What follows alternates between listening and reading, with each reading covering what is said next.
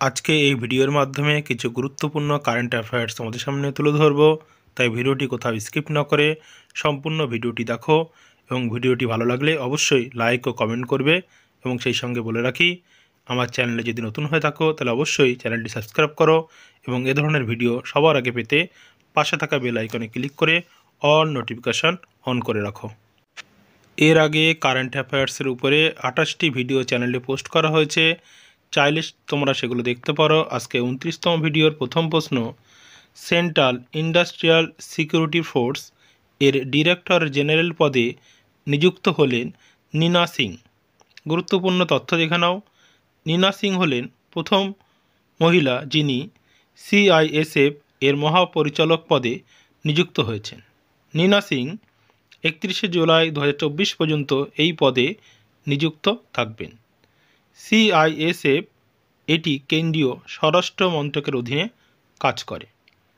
এটি 1969 সালে সিআইএসএফ আইন অনুসারে 1968 এর অধীনে ভারতীয় সংসদ দ্বারা প্রতিষ্ঠিত হয়েছিল।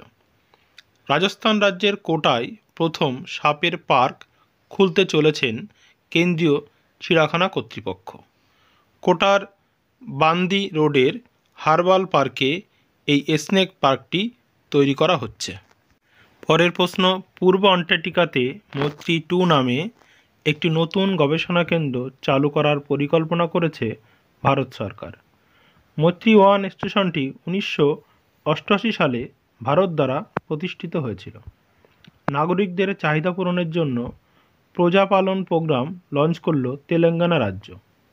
পশ্চিমবঙ্গের নতুন ডিজিপি পদে নিযুক্ত হলেন রাজীব কুমার। কেন্দ্রের তরফ থেকে man of the year 2023 award পেলেন এলপি হেমন্তকে শ্রীনিবাসুলু।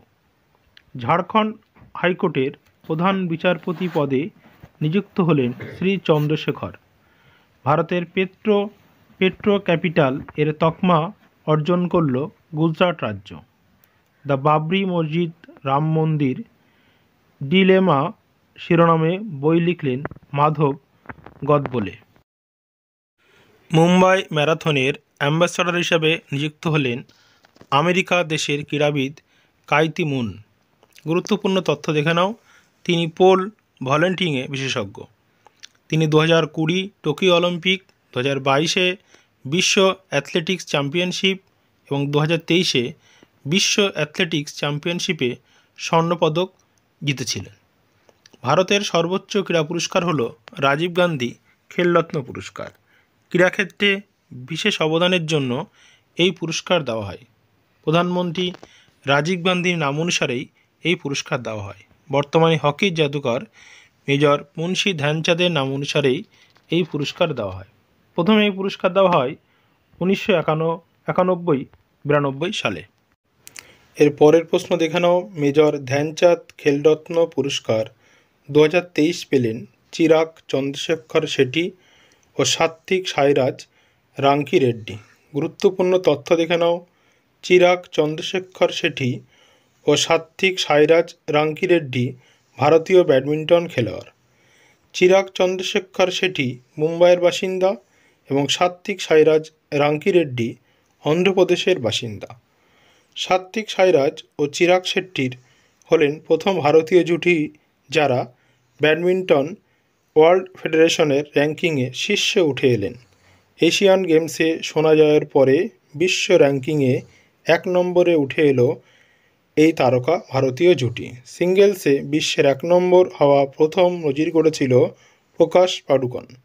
এরা 2020 সালে অর্জুন পুরস্কার এবং 2022 সালে গোল্ড মেডেল পুরস্কার পান। ভিডিওটি দেখার জন্য তোমাকে ধন্যবাদ। যদি ভিডিওটি ভালো লাগে চ্যানেলটি সাবস্ক্রাইব করে লাইক, কমেন্ট ও শেয়ার করে আমাদেরকে আরও সুন্দর ভিডিও দিতে উৎসাহিত করুন।